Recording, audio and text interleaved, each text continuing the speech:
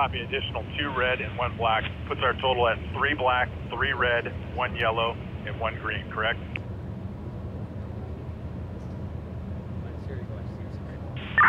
Medicom from treatment unit leader. We got 2 red criticals getting loaded up, ready for transport.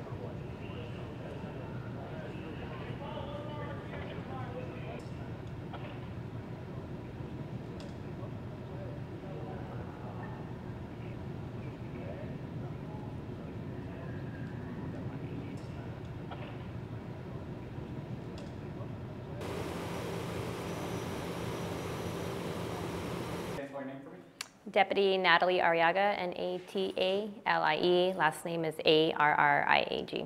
Perfect. Can you walk us through exactly what's going on here today? Today, the Santa Clarita Sheriff's Station is conducting active shooter training at Valencia High School. We have the help of our LASD Special Enforcement Bureau, LASD Tactics, Survival and Tactics Unit assisting as well. They actually put on the training, and then we have LA County Fire and AMR assisting as well. And what's the importance of practicing for this type of scenario? It's important because we need to stay up to date as far as our tactics, what is needed in order to eliminate any threat in any active shooter situation, as well as make sure we render aid and provide safety as quickly as possible. And we're hearing this the first time you've really practiced with this, multitude of resources, with your partners from LA County Fire and AMR. What does that mean to you as a deputy, seeing how those you work with almost every day are here practicing as well? Just as you saw in the Saugus incident, you have multiple agencies coming together as one and working together as one in order to provide safety and help these victims. So in a situation like this right now during our training, to have AMR, to have LA County Fire, it's just something that would normally happen. You would have different agencies, different units coming together working as one. And then you spoke about Saugus. This kind of really hits close to home in terms of this is not one of those, well, maybe one day it's happened. For you, I know you were here when that happened. What does it mean, going through that and then seeing the preparation taking place today? In a situation like that, it shows us what we need to work on better. There's always something better that we can work on. No situation is the same as well, so we have to practice different scenarios, different locations. We have to be prepared in every single way possible. Even if the Saugus incident didn't happen, something like this, we always have to be prepared no matter what. And then last question, for those who are watching, maybe parents, students, faculty, staff, administration, when they see what's taking place in this scenario, what words of encouragement do you want to give to them in terms of their safety? I know that it's it's scary. Scary being on the other side where they're kind of defenseless in some cases. But when you see what's taking place today and the preparation underway, what words of encouragement do you have for them? I know it's a hard thing to do, but to remain calm and know that we will come and we will save you, we will help you. There's no doubt in that, and you should never have a doubt that you won't get help as needed. We will be here within seconds. People from all other agencies, people down the street in neighborhoods who probably are officers, law enforcement, fire department, they will run in regular clothing to help and save where we need to be. So I know you hear maybe gunshots, you hear people screaming, you see things, and it's hard, but you have to remain calm and just trust that we will be here to help you. I'll jump in and just say, just in general, I think that this, folks should know just what an extraordinary level of coordination and collaboration that we enjoy between the school districts in our valley and local law enforcement. It was outstanding, and they shared with us repeatedly throughout that they've never experienced anything to this extent before, and so I just thought it was remarkable, and it was great for us to see their work in action. We've had the opportunity in Saugus Union to participate in the campus by campus active shooter lockdown drills with the Sheriff's Department. But this was at a whole different level than what we've ever experienced before. And so it just once again shows the great work that they do, how trained they are, how meticulous they are, and how supportive they are of our schools in every way. Ma'am, could I get your name? Colleen Hawkins. And oh, okay, got it. I don't think we met in person before. Just Yeah. Hi, Steve Doyle from Castaic. Just the, I guess the level of trust to allow us in the inner layer to be able to watch this and witness this is again shows to our partnership with Sheriff's Department, Captain Diaz, his folks. Just a very eye-opening, unique experience to see it firsthand, even in a simulation. Hey, Catherine Kawaguchi, Superintendent for Sulphur Springs. I think one of the things that's really great is during even the training, we were able to talk with each other and think about what are some of the systems we need to maybe even improve on or even purchase to help make it more of a valley-wide, consistent response to emergencies. So really appreciate the opportunity. Does it give you any more confidence that, if something were to actually happen, that now that you know what this is going to look like, does it give you any more confidence about their response if there were another school shooting in Santa Clarita? Mike Coleman, Superintendent of the Hart District, and I think our community should feel very secure that our law enforcement and our school districts are doing everything reasonably possible to prepare for that horrible scenario and to make sure that we're ready. Is there anything of concern that you saw? Anything that concerned you guys? No, I wouldn't say concern. I would just say that it was informative, and it really helped us to understand why sometimes, like, why are they not there in 20 seconds? Like, there's a process that goes through, and I think it was informative when they're sharing that, how they're approaching the system and how they're approaching the buildings and everything. What is the thought process? So I think it helped more assurance of understanding of what's going on.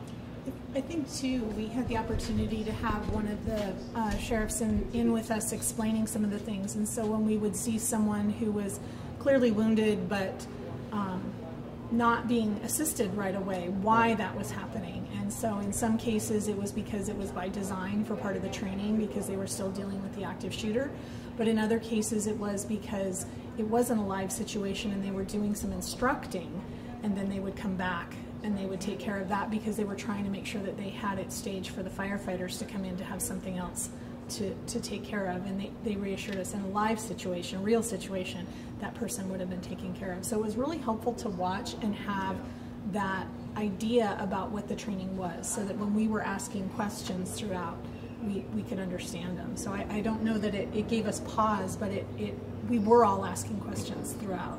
Like, what's this happening? Why is this happening? And so to have them there to help us through that was really important. So it was an insightful experience for all of you. Yeah, because I know from the press box, that was one thing too, where the first response team, they'll go past someone that's injured because there's a secondary team that picks them up. That's not something I knew either. Was there anything else that you guys didn't know that you learned?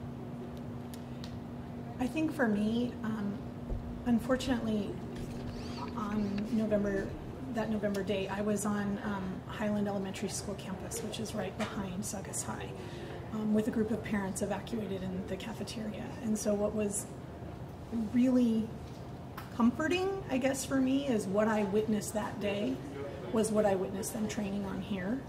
And so this isn't just something that they do and then in a real situation it doesn't happen. This is what they do. And so this training is very powerful and very necessary for them, because in the real situation they will react this way. If I might, there's next steps for us too. I think one of the benefits of this is we are continually reevaluating and testing our practices, what we have in place, and asking, are we communicating effectively? Are there different things that we need to do? How can we work together with one another? And that's an extraordinary thing to see, the coordination and the collaboration with law enforcement, but also to have this conversation in our valley. It's a very unique thing, and I know we're all committed to continuing this as our top priority. Safety truly is our top priority. So. And I think we learn from each other as well, as Mike is sharing the Crisis Go app that we want to look into as a means for notification. Yeah. So we just kind of piggyback off each other and pick each other's brain as well. We were talking about the team that we brought from Saugus Union about the parent piece, because we get a lot of questions from parents. Do we come to this campus or do we stay at home and wait, and how can we help? And so we were talking about ways that we can involve the sheriff in training for the parents as well as to what they can do to help, because when you have 900 or 1,000 or 2,000 families descend upon a location, it creates even more challenges for law enforcement and first responders. So I think it's all of us working together and hopefully knowing that within the Valley, while we're 5 unique school districts, we also do many things together and many things in common. I have one question for you. It's different, you see this training across the country, but it's different here because you've been through it. Each of you has been through it, and you've seen it, and you've shouldered the burden of the parents, the students, the emotional toll and whatnot. Because it's more than just a bullet wound in many cases. It's really that emotional toll that lasts. What are you doing on the mental health side in terms of maybe attacking this from that preventative measure of, reaching out to the students, the families, and offering them the services? Well, I know that one of the things that came from our experience at Saugus was a reminder that the best thing we can do is early intervention with students. And so we've bolstered our efforts to ensure that we moved from what we called a text-to-tip to a crisis care line, with the idea is that if you see someone that's hurting in any kind of way, whether it's crisis, we're concerned about someone's going to be violent or someone is suicidal, that we're reaching out, we're letting folks know, and we're connecting them with resources so that we help people before they get to the moment of crisis. So, for example, we changed the nature of our text-to-tip. And I know that all of us have been investing time and energy into social workers and wellness centers and making sure that we have places for kids to go where they can get the help and get it before they're at a place where they feel like there's nowhere else to turn. So.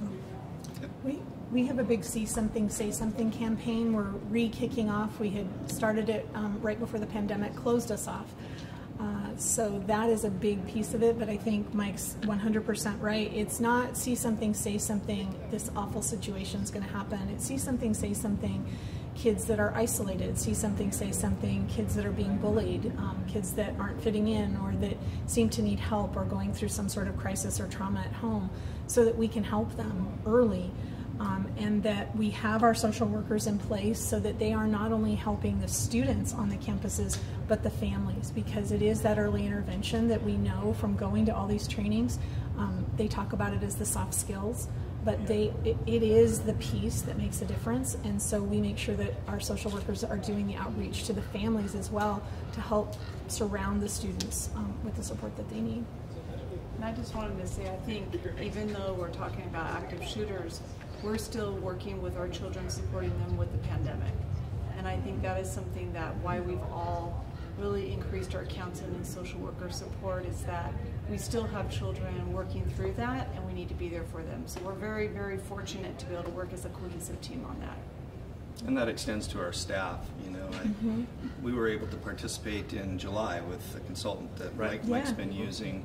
And that was his #1 message, is you can build fortresses all you want, they'll still find a way in. It's that early intervention and also staff recognition when you see those students that are having troubling things, building relationships so students feel comfortable coming and telling someone before something happens. So we really focused on that. Seems like a very well-rounded approach in terms of, because you've all been through it, and it's a lot, and not many cities can say that, and unfortunately we're one of them. But it seems that, the approach being, the before and the after, it's nice to see that, in totality.